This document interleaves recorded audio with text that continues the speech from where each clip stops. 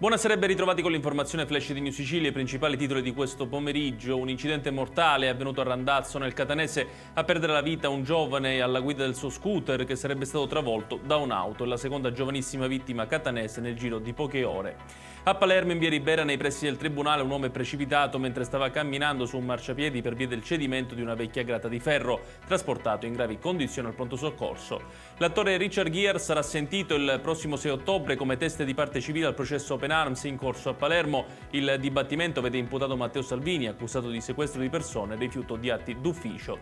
Dopo quasi 20 anni, il cuore del Tempio dorico di Segesta è finalmente riaperto al pubblico. I visitatori potranno entrare all'interno del tempio, che fino ad oggi poteva essere ammirato solo dall'esterno per motivi di sicurezza.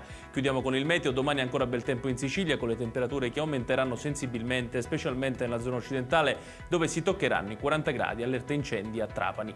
Ed è tutto per questa edizione. Tutti i dettagli su queste notizie li trovate sul nostro sito www.newsicilia.it. Grazie per averci seguito e arrivederci.